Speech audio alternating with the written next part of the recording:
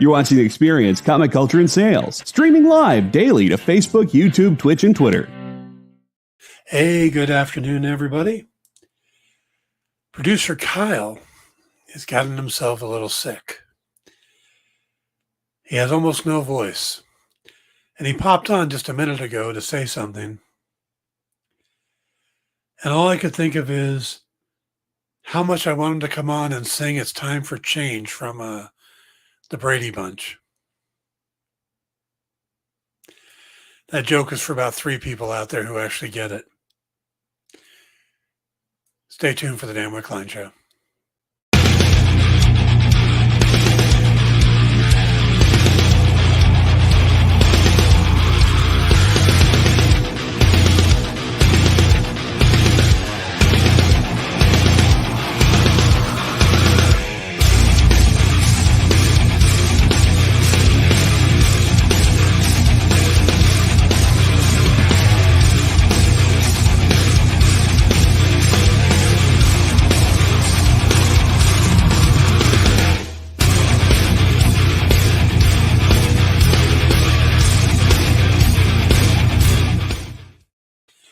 Hey, everybody, welcome to the Dan Wickline Show. It is the last day of February in 2023, February 28th. I think that's right. Yep, it's the first time I've looked at the date today. I've been doing so much work. Let's see. Hey, Triple B, how you doing? Cool Gamer, good to see you. I'm still a better singer than Peter Brady, according to Kyle. Sure. Sure. But at least he gets the reference. So, all right, guys, it is an interesting day here on The Experience. I am going to hit some of the news. We got some interesting news to cover. And then yesterday, I didn't know what I was going to do for the show today because we're still kind of moving some stuff around. And, like The Mandalorian comes back tonight, tomorrow, so I can do that on Thursday. Not sure what I'm going to do tomorrow yet, but we're like I said, we're still figuring it out. I thought we were going to do a Comics Pro recap at one point, but my Comics Pro recap reporter doesn't have a voice. So I was sitting down yesterday. I was doing a bunch of work, and I turned on. Thought, well, I'll turn something on in the studio here or in the office here, and was going to put on Loki after having watched Quantumania, and instead ended up turning on Hawkeye. And I rewatched it in one sitting, just kind of let the whole 6 episodes run. And I was surprised how much I really enjoyed it. So we're going to talk about that. Hey, Nick, how you doing? So yeah, that's going to be the bulk of the show, but we are going to cover some news bits, and we got a big day here on The Experience. After this, we've got in stores this week with Jay and I talking about the books shipping tomorrow. Then minutes to skim it as the Space Cadets go through a lot of books in a very short amount of time, giving you an idea what you might want to be looking for at the stores tomorrow. Then we've got Mint Hunter and Country Road Comics. So big show lineup tonight. You want to stick around for it? Just leave The Experience on. Let it run all day. All right, let's get to the news. And like I said, we're going to be kind of all over the place with the news today, starting with the return of The Mandalorian tonight, tomorrow, however you want to look at it. It does seem like it's been a very long time since we've had a new episode of Mandalorian, unless you count the episodes 4 and 5 of Book of Boba Fett as actually Mandalorian episodes, which they pretty much were. But it's been so long that it's kind of almost out of our consciousness what happened with Gina Carano. Now, Carano, of course, played an ally for Din Djarin, Cara Dune, and she was well received in her 2 seasons that she was on the show. People really liked her. They liked her character, and things were going really well. And then Carano made some controversial statements involving Jews, Nazi Germany, and the current political climate. and it didn't go over well. Disney came out and made a statement saying that Gina Carano isn't currently employed with Lucasfilms, and there is no plan to have her back in the near future. They also condemned her statements as being abhorrent and unacceptable. Now, this does seem like a long time ago, but the last time we saw her was the end of season 2 when she was helping Din Djarin rescue Grogu from Moff Gideon. So it's never been addressed. It's never been addressed in the story. So the question became, how will they address that situation? Because they are going to go back to Navarro, where she was the new marshal. They are going to deal with Grief Karga again, Carl Weathers' character. So Deadline started asking about it. And Rick Famuyiwa, who is the executive producer on the series, he directed a bunch of episodes in the first 2 seasons. And he's going to be directing episodes 1, 7, and 8 this season. Well, Rick said, Carr was a big part and continues as a character to be part of the world. It had to be addressed in the creative, and Jon Favreau took the time to think about that. It was something that we discussed as we knew it was going to have an impact on the show. But at the same time, we've been at the heart of the show. What has been the heart of the show after the two characters, Din Djarin and Grogu. So ultimately, it felt like servicing of that and around the Mandalorian. So it doesn't really clear things up other than going, hey, the story is about Din Djarin and Grogu. The other characters are superfluous when you really come down to it. And about the Mandalorian. So this going into this new season, it seems like Bo-Katan Kryze and those characters are going to be more important. And Boba Fett and Fennec Shand and those types of things.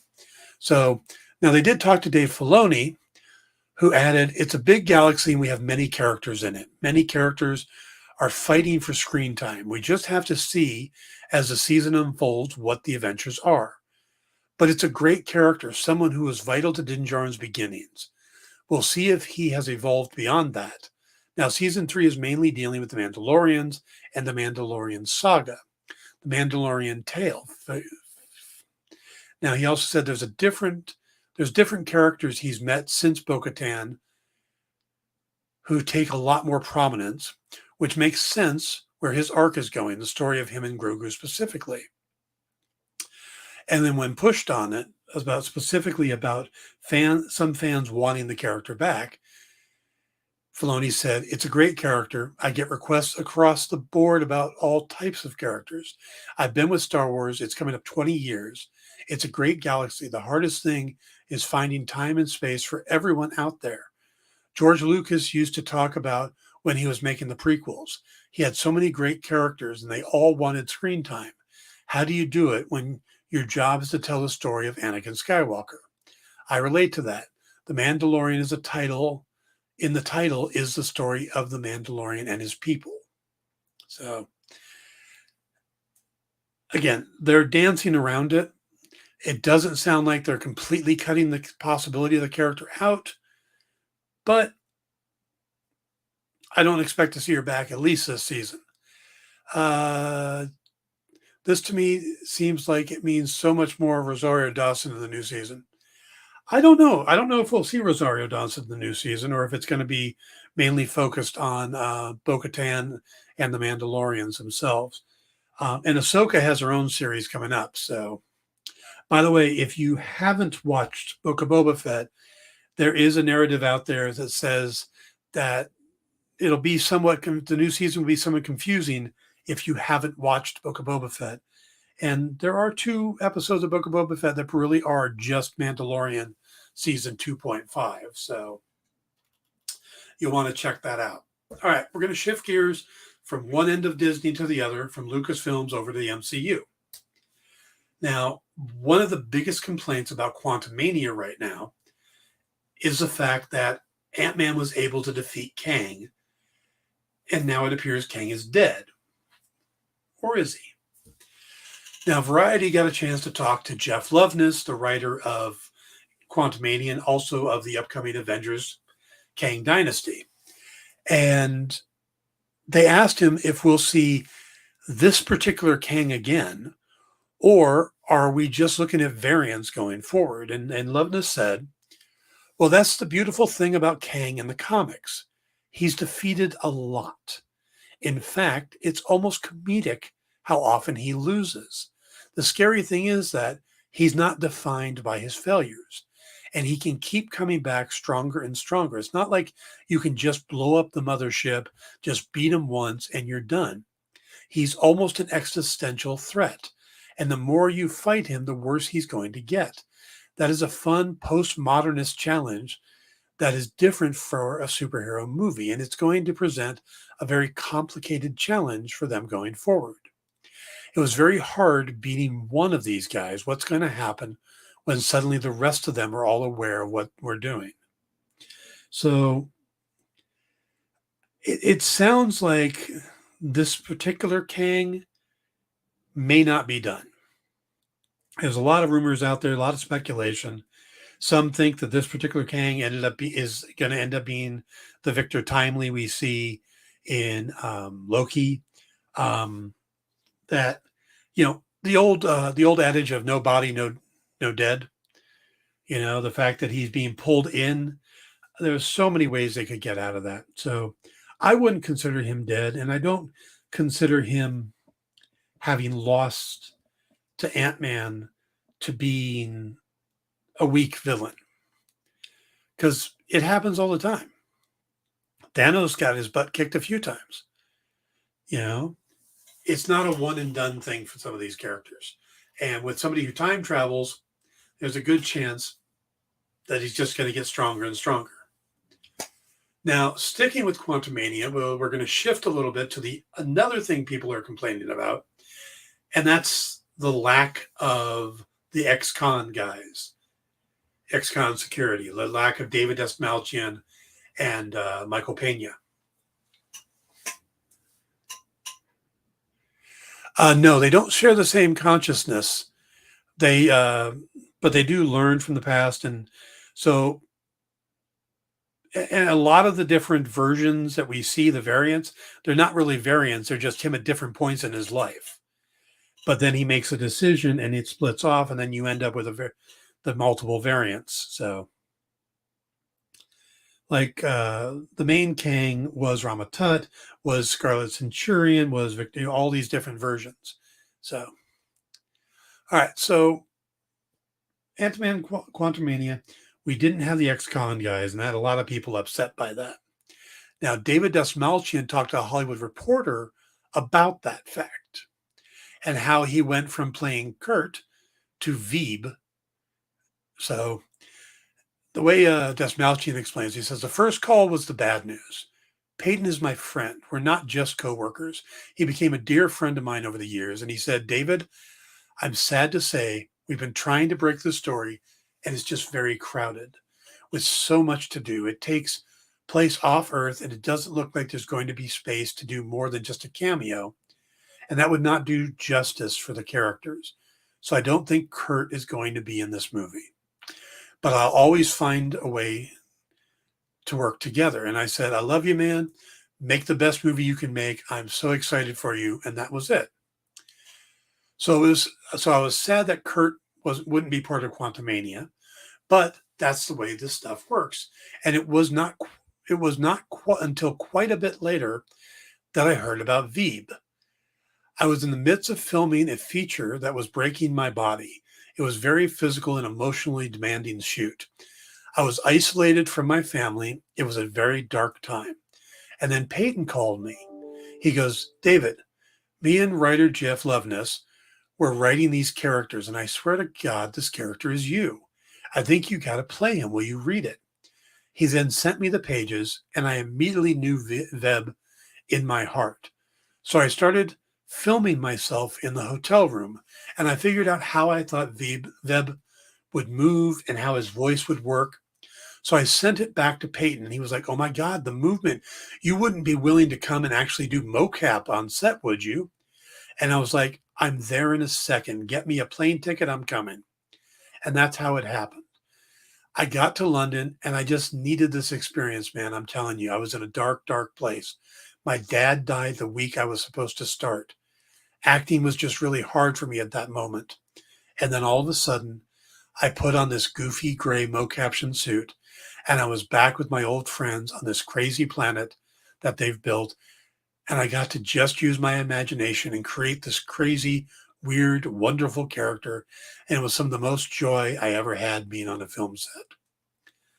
So that kind of flips the whole thought on that, doesn't it?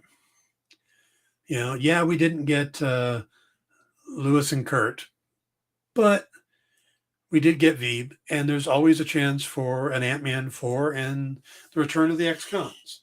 So, all right, moving on. Today is a special day in television history. It was 40 years ago today that MASH aired its final episode. Now, the show ran for 11 seasons, which is amazing if you think about it, because the Korean War that the show was based on lasted 3 years. So the show was, almost 4 times as long as the actual conflict. Now, the ending, called Goodbye, Farewell, Amen, was a 2.5-hour special. And it set a ratings record that will likely never be equaled. Because it would be virtually impossible now in this fragmented media market that we have. Broadcast during the period when there was still just 3 major networks. Fox didn't sign on until 1986, and cable was in its infancy. The MASH finale drew in 106 million viewers. It's still a record for any episodic series. More staggering, more impressive is the finale was watched in over 60% of U.S. homes, commanding the attention of more than 3 out of 4 TV sets in use. Any other TV show that night could have just been running their test pattern, and it would have been the same.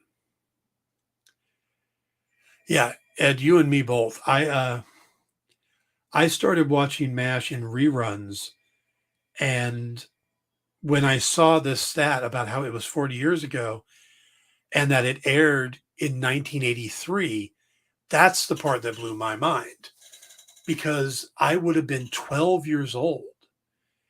And I remember watching that so vividly, but I always felt like I was older when I watched it, because it was a very deep and philosophical type of episode, dealing with Hawkeye with some mental issues and going home and accepting this horrible tragedy he had watched.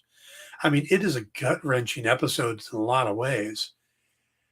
And I remember watching it and getting it at 12, which, looking back, it's like I was way too young to really get it, but I got it. So that just shows how great the writing was on that show. So yeah, but it blows my mind to think that I was 12 years old watching that. Damn. All right, let's jump back to the Marvel universe here. If you're wondering why there's been rumors about Eternals 2 being not only in consideration for, but supposedly already on this production schedule for a sequel, when it was supposed to have done so badly, well, I don't think it did as badly as people think it did. And it's doing, yeah. Wow, Ed. But I don't think people realize that Eternals has been the #1 streamed show of any kind on Disney Plus in all of 2022. So just you look at all of the year 2022, Eternals took, because it came out in November of 2021. It got onto the right around the first of the year, and then through all of 2022, it's been the top streaming show, more than Moon Knight, more than Werewolf by Night, more than Willow. Just anything that showed up in 2022, Eternals beat it. And it shows that, it didn't get a lot of great attention in the theater. And a lot of that may have come from the bad critic scores. But the audience score on it is a 77%. And that's with over 10,000 viewers, 10,000 viewer ratings. That's pretty good. So there does seem to be an interest in the movie and those characters. And it's not a matter of that people just tuned in to see Harry Styles, because it was obvious that it's he was in the end credit scene. That's what everybody knew. So you could have just got on there, fast forward, and watched the end credit scenes. But that's not how the data looks. The data looks like people watched the movie.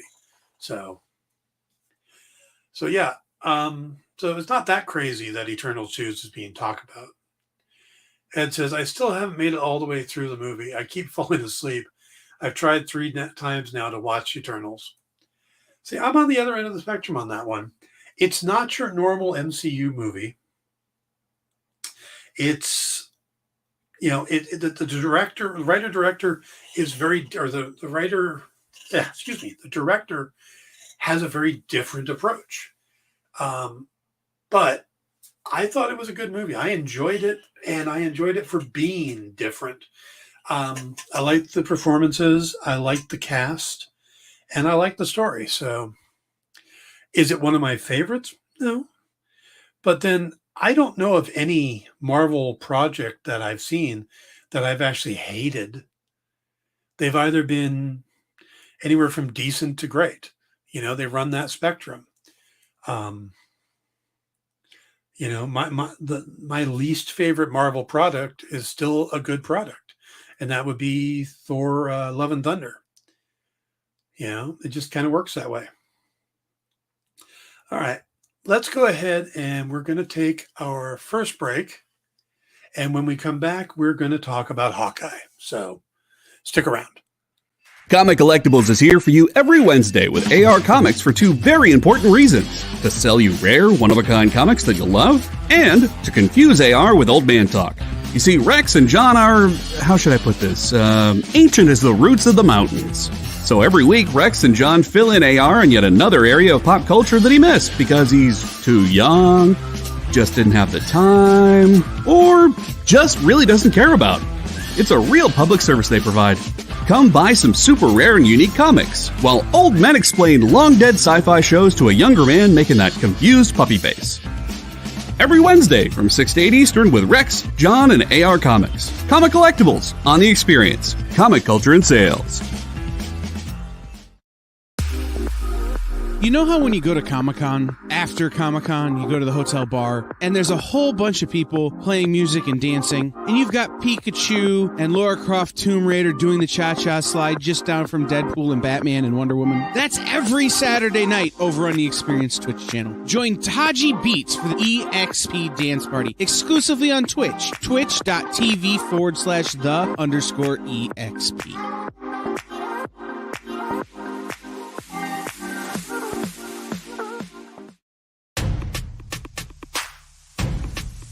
Go follow The Experience on TikTok at @the_EXP1 or scan the QR code on the screen. Our TikTok is like everywhere else we are, except you only have to deal with us for a minute. Seems like a win-win to me.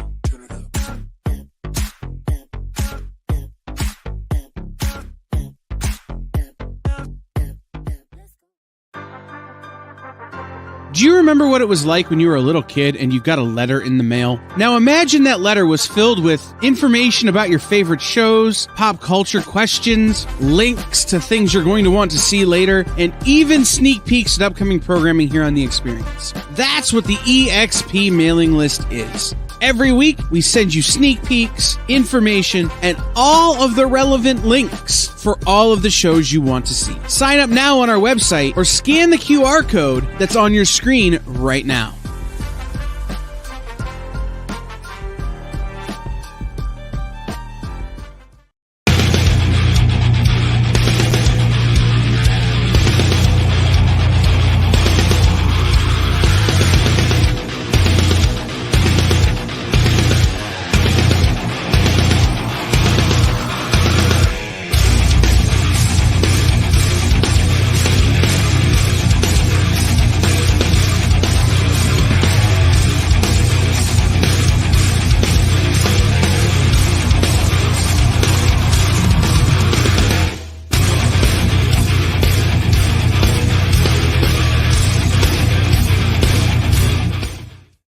Hey, everybody, welcome back to the Dan Wickline Show here on The Experience.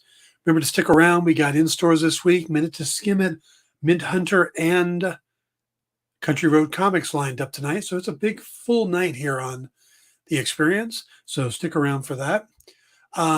Plus, Wednesdays have gotten even bigger too. We've got a full night on Wednesdays now as well.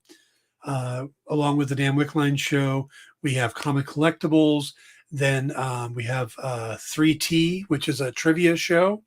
We have 360 Comics, and then, of course, Kicking It with Henri. So it's a big night here on Wednesdays as well. There's one other rumor I wanted to address before we get into Hawkeye, and that has to be this rumor started by an insider named Jeff Schneider. He was on the Hot Mic podcast. And he was saying that, and this kind of goes with some other rumors that have been going around.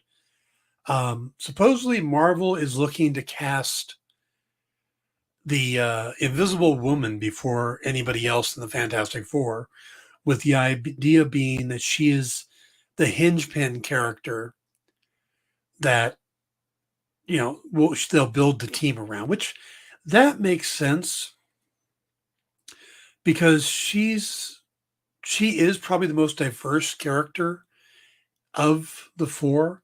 I mean, Reed Richards is the brainy type. Ben is the muscle type, the good-hearted muscle type.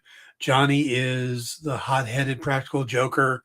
I mean, those are a little more stereotypical roles where, and are probably a little easier to find actors for, but somebody who can pull across the idea of being, the wife, the sister, to hold the team together.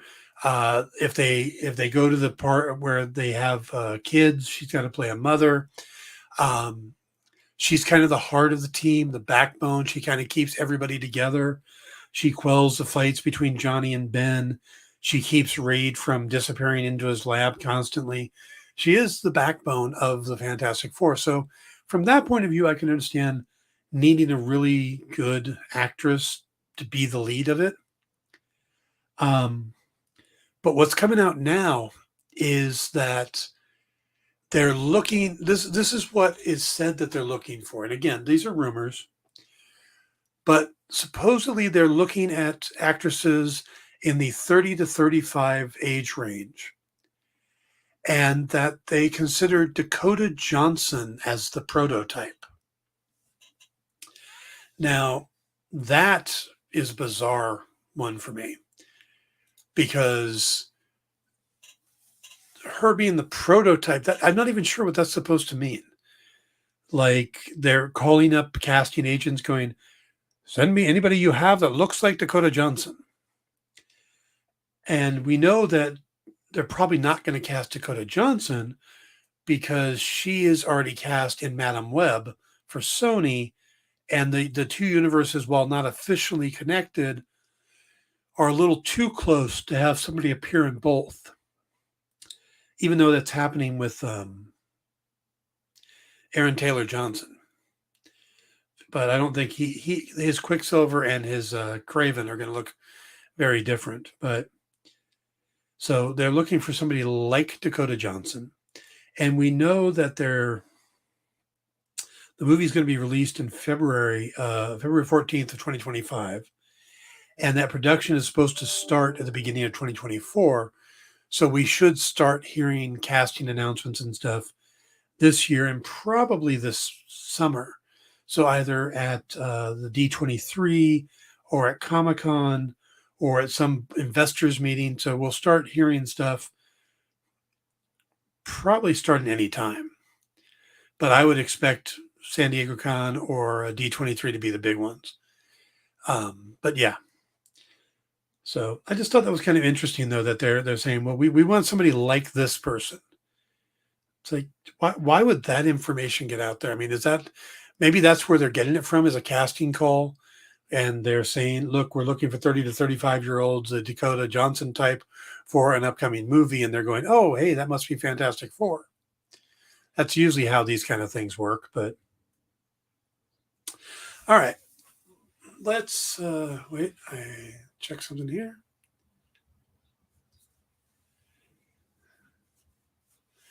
Okay. Well, I just got word that Mint Hunter won't be on this evening. But Country Road Comics and the rest of the lineup is going tonight. So, all right. The Hawkeye. Now, it's hard to believe that it's been 14 months since Hawkeye was on. And again, I wasn't planning on watching it. And I think Jeremy Renner did it to me because I had seen on, I think it was Twitter, he posted a video of him riding an exercise bike during rehab. So he was stuck in my head. And then I turned on Disney Plus. And again, I was thinking of watching Loki. And I was thinking of watching Loki because of the Kang connection. So that was my plan. I turned it on and I was flipping through and I was trying to find Loki real quick. And I came across Hawkeye first. And I'm like, Hawkeye was fun. I think I'll rewatch it. And I haven't rewatched it since it originally aired. And I remember I remember people not loving the series, but there is this negative connotation that Marvel seems to be fighting lately, where it's like you look online and everybody is trying to be negative about it, whether it's, Black Panther or Ant-Man or She-Hulk or any of these shows, Miss Marvel. There's this negative thing going on where everybody is downplaying it, like they can't say nice things. I bring up this quote a lot because I think it's a great quote, and I don't know who to attribute it to, but I am saying this is not mine. And if anybody can tell me who said it, I will thank them. But the quote is that nowadays people use negativity as a proxy for insight when it comes to reviews. They go negative because they don't have anything clever or interesting to say otherwise. If they don't attack something, then there's no reason for them to even say anything. And I see that. I see a lot of negativity, people coming out going, well, this is why I didn't like this. This is why I didn't like that. And instead of people coming out going, I went in the theater, I sat there for 2 hours, I laughed, I enjoyed it, I came out, I went home. I'm not sure what it's. I hear people going, well, I watched it and then 5 minutes later I forgot about it. It's like, really? I don't know. It's like people are trying to be negative because Marvel has gotten successful and now they have to be negative to seem interesting, because if they're positive, then they just seem like a simp. So I remember there being a lot of negativity around the Hawkeye series. And I went into it with remembering that. But I looked it up. Oh, let's see. If they are that hard on MCU, just imagine how hard they are on the DCEU. Probably, but they were very hard on the DCEU, and then everything that's come out, they attack anything, any change, any difference. So I looked it up because I was curious. Again, with all that negative connotation towards the Hawkeye series, so I looked it up on Rotten Tomatoes. Did you know that Hawkeye got a 92% fresh from critics? 92. And from audiences, it got an 89. So why did it seem like people were negative about it? It's not just me, right? There was this kind of negative connotation going on about the series. And maybe it's, they went back and changed their scores. I don't know. But I would be happy with a 92% from critics and an 89% from audiences. And watching the show, there's a lot to like in it, a lot of great stuff. If there was a weak episode to me, it's the first episode, which is kind of weird because you figure that's the one they have the longest time to prepare for. It should be the one they get right. And I think what makes the series work in a lot of ways is the chemistry between Jeremy Renner and Haley Steinfeld. And then also when an additional catalyst is entered in Florence Pugh. I don't know if Alaqua Cox really was that much of a standout, but I thought she did well, especially since this was her first acting role. So I expect her to get better with the Echo series and stuff like that. But, again, what you hear is like, oh, well, that wasn't really Kazi. That was something else. Kazi is this clown-looking character, and that's not how he's supposed to be played. And, oh, it's supposed to be closer to the Matt Fraction run on Hawkeye. And it's like, people seem to really like it, though. Again, if you look at the scores, stuff like that. Ed says, I never saw it and never really heard anything about it. The first thing I ever saw on Disney Plus was The Mandalorian, and I binged season 1 just before season 2 started. Sean says, society's way to get behind the underdog like MCU was at first, and then once successful, they turn and want it to fail. Yep. Absolutely. We love to build things up to tear it down. Then we love redemption stories. So I don't know. People are funny. There was some great stuff in the Hawkeye show. There's just looking at some minor characters. I look at I pulled it up here because I want to be able to reference characters or actors. One of my favorite characters in the show is Tony Dalton playing Jack Duquesne. Jack, of course, is the swordsman from the comics, the guy that teaches Hawkeye all of his stuff. He's becomes an Avenger for a short time. He's involved with Mantis in the Celestial Madonna series. And no, they didn't do that character. They didn't do it to that extent. But then Hawkeye was already established. He didn't already know Jack, which could have been an interesting way to do it, but they didn't. But they made the character a little bit silly.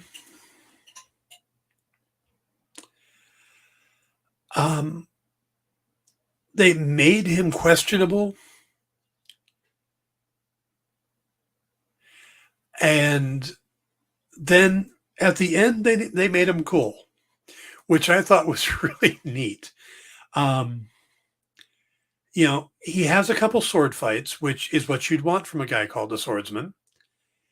And he does one sword fight with Kate Bishop, and we see how good he is, and then we see him just randomly taking on goons or the tracksuit mafia in the final episode and being kind of heroic. And you're like, I kind of like him. Can we get more of he kind of did the Trevor Slattery thing, but in one season. He went from going, that's not the swordsman. Oh, what are they doing with the character? Oh, this is so horrible. Oh, no, he's kind of fun. Yeah, we can keep him around. Can he show up in Wonder Man? That would be cool. So I really like that. Sean reminds me of the goofy fight scene at the medieval event thing where he's going to get the suit back was hilarious. Yeah. The first thing, they introduced LARPing in the MCU, which I thought was great. And then they have the scene where he has to go in and has to play along to get the Ronin suit back. And it's just fun to see him just not wanting to do any of this stuff and being so put upon. And by the end of it going, all right, it was all right. And then becoming friends with these guys and how they tied them in. And in a way, it was the MCU way of bringing in the people in the building in the Matt Fraction run. The guy he fights for the suit is Grills, who was, he was called Grills in the comic because he was the guy on the rooftop, did all the grilling. He was Grills. So they brought those characters in, but they found it in a way that would work in the MCU. Because it wouldn't make sense for Hawkeye to move into a building in New York because he's got a wife and kids. That's a different Hawkeye. Let's see. I felt that way about Vigilante, but grew to love the character and want Freddie Stroma to either play a variant or become Deadpool if and when Ryan Reynolds hangs it up. Yeah, Vigilante was another great character. And again, I'm a big Vigilante fan. I bought issue 1 of the comic with the day it came out and loved the character and the story. And first was like, that's not Vigilante. What are they doing? And by the end of the series, absolutely loved the character. So, yeah, that's what they did with the Hawkeye thing there with Jack and with the LARPers.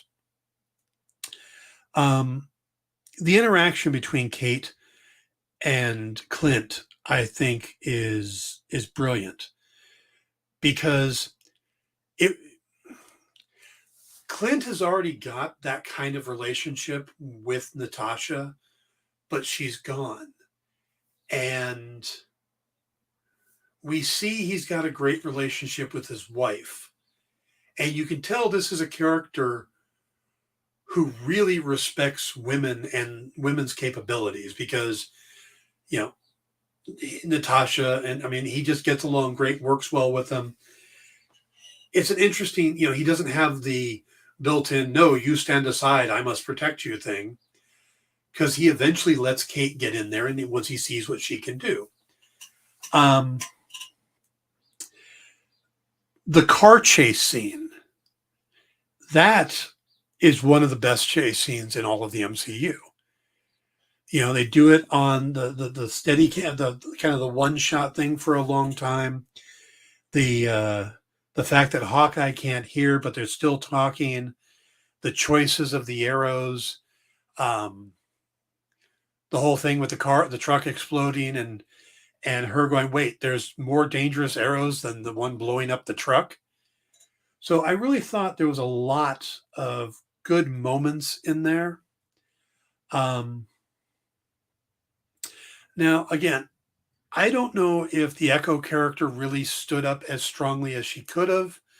But again, they went for casting of somebody who was deaf already as the character is, additionally handicapped, but it didn't slow her character down at all with the fact that she's a double amputee and is new to acting. So I really appreciated her performance. And I think she's just going to get better and better.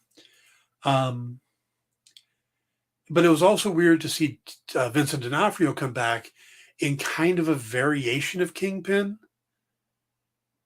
but we'll have to wait and see exactly how different he is. I know a lot of people seem to think that he had super strength, stuff like that. But I think this is just kind of playing up to what the character's like in the comics. But then again, this is a guy that slammed a car door so many times that he busted open somebody's head. So he was pretty strong in the Netflix series too. That's all I'm saying. All right, let's go ahead and get our second and final break in, and we'll come back and talk a little bit more about Hawkeye before we wrap up. So be right back. Imagine being at a convention and going to an interview panel that's just for you. No bustling crowds, no hours-long lines, just you, the moderator, and your favorite comic book creators. Well, this is pretty much that. Miss Jen sits down every week with 2 comic book creators for a live stream interview about their latest work, and you can ask them whatever you want. It's Talking Shop, Mondays at 5 Eastern on The Experience, Comic Culture and Sales. Did you know that every Experience show, including some exclusive content, streams on Twitch? Check it out, twitch.tv/the_EXP. Or just scan that QR code.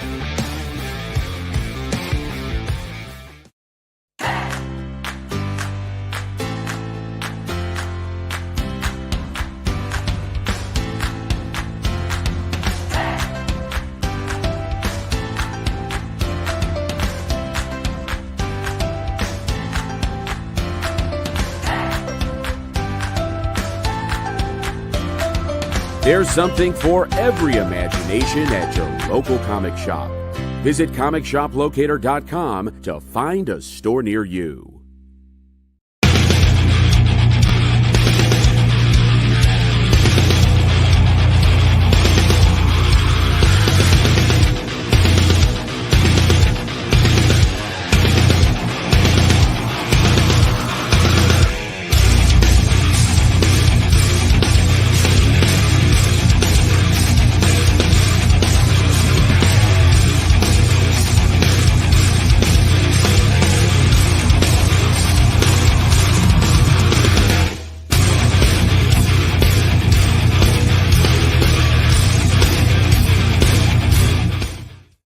Hey everybody, welcome back to the Dan Wickline Show here on The Experience. If you haven't yet, please hit the thumbs up and the like buttons or whatever it is on the screen you're on. And remember to subscribe here on YouTube because we are getting close to our 1,500 subscriber mark. And we're going to be giving away those CGC graded books, those slabbed books. So you'll want to be part of that. Just by being a subscriber, you get a chance to win. So click that subscribe button. Sean asks, he said he's confused about the 90s because of the 90s show. Kingpin was never supposed to be a meta. He's always supposed to be really, really strong, but he's never been portrayed as being a meta. So, or superhuman in any way. But he's always supposed to be just muscle. All of that weight and stuff is supposed to be muscle. But then again, he was created in the 1960s, and I don't know if they really knew how that all worked back then. A couple of other things that stood out at me in Hawkeye. One is the Rolex. That is one of the MacGuffins that they're trying to get back. And we discovered that it actually belonged to Hawkeye's wife. And we see that it has on the back that the shield imprint and the number 19. Now, I know a lot of comic fans picked up that reference and went, oh, that's Mockingbird. So he married Mockingbird and she settled down. And that's a nod to the comics that Hawkeye and Mockingbird are married in the comics, or were. But they didn't come out and say she was Mockingbird. They came out and said that she was Agent 19. And yes, in the comics, Agent 19 is Mockingbird. But because they don't say she's Mockingbird, and there is a Mockingbird in the Agents of S.H.I.E.L.D. thing, they could just say, well, Agent 19, she was a different Agent 19, if they wanted to make those combined. So, Agents of S.H.I.E.L.D. fans don't get too upset yet. And comic fans can go, hey, Mockingbird and Hawkeye were together. And I immediately wanted, and I hope that maybe one of the What If episodes will be about them in their early days working together, so we could see the MCU version of Mockingbird with the same actress doing the voice. Did anybody else notice when they watched Hawkeye that, what's her name? Linda. I got it here. Linda Cardellini. Yeah, Linda Cardellini. Even though she is in the final episode, she's not.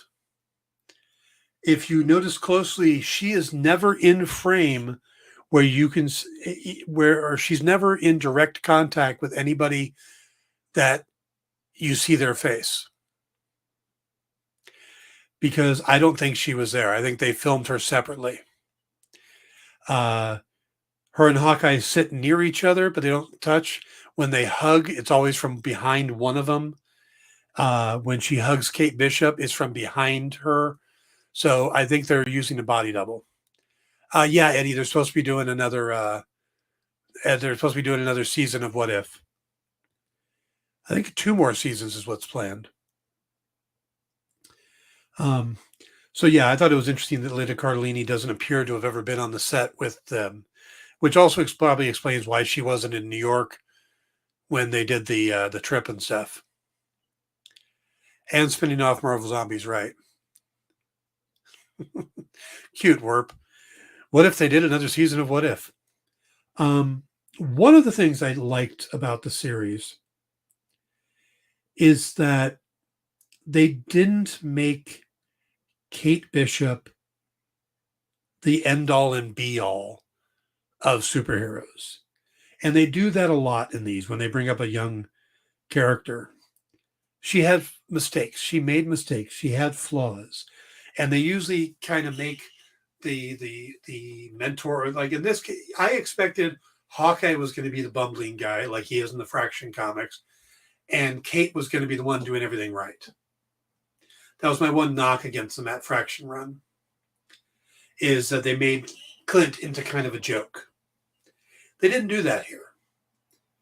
Kate made mistakes. She's young. She's raw. She destroyed the bell tower, the clock tower. She fell in through the skylight when she was trying to help Clint, who Clint had everything under control. He was doing exactly what he wanted to do. And, she dropped in. So we got this sense that she's very capable, but naive, that she still has room to grow. She still has to get experience. And that's one of the things I liked about it. Not only the interaction between the two, but, and they even point out that she has this extremely unwarranted overconfidence. And he even calls on her to get that back because they're going to need it. So I thought that was interesting. She's a highly skilled archer. He even tells her that she's probably one of the best archers in the world. Not saying that he's not, which I thought was good. But they work really well together. The chase scene, like I said, the fight on the ice and the ending, all of that stuff I thought was really good. And the fight, and she was able to hold her own against a Black Widow assassin and Kingpin. Now, she didn't beat them in that sense. She wasn't like, oh, no problem, boom, boom, boom. But she slowed Yelena down, which was all she was trying to do. And she was able to knock Kingpin out because of the tech that she was able to use. And again, she was just trying to keep him away from her mom. So, again, I think that was realistic.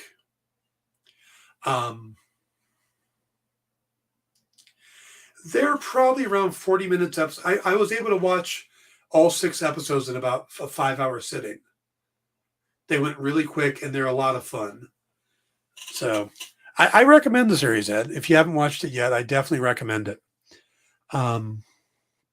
There's a lot of good stuff, a lot of fun stuff, a lot of references, and you also get to deal with the fallout from Endgame, the fact that Hawkeye mourns the loss of Natasha. And we get to see the snap from somebody's point of view who got snapped, which I think was fascinating as hell, because we always see it from them suddenly coming back or, but we actually get to see up to the snap and then just after the snap, which was a very different thing. It was the first time we got to see that. Somebody instantly losing 5 years of their life or losing 5 years of time. So there's a lot of great stuff in Hawkeye, and I'm glad I rewatched it. I may be doing that with the rest of the Marvel stuff. I've been thinking about doing like deep dives into these shows. So that's something I'm thinking about. This was just happened to be the one I did yesterday. All right. Going to wrap it up there. Again, not sure what we're going to do tomorrow, but Thursday we will be talking about The Mandalorian. I don't want to talk about it tomorrow because I want to give everybody a chance to watch it. So we will talk about The Mandalorian on Thursday and probably Bad Batch as well. We'll figure out what tomorrow is. But hope you guys have a great afternoon. Oh, well, don't go anywhere. You know what? Don't go anywhere. Stick around. Jay and I are going to be right back. We're going to talk about the new books this week. And we got some great stuff. We've got, what are we talking about here? We got Where Monsters Lie #2. Yep. Cushell in Hell #3, Buffy the Vampire Slayer special, the new Skull and Bones Savage Storm, which is based off of a new video game, Hunt, Kill, Repeat from Mad Cave, the new Barbarella, The Center Cannot Hold #1, Unbreakable Red Sonja, Purgatory Must Die. We got a great lineup, so stick around. And Ed says, as long as you'll field questions on it, if I have them, absolutely, Ed. Anytime you got questions, I'll answer them. So, all right, guys, stick around. We'll be right back. Join the party. Head over to our link tree to find all the links for everywhere the experience is all the time.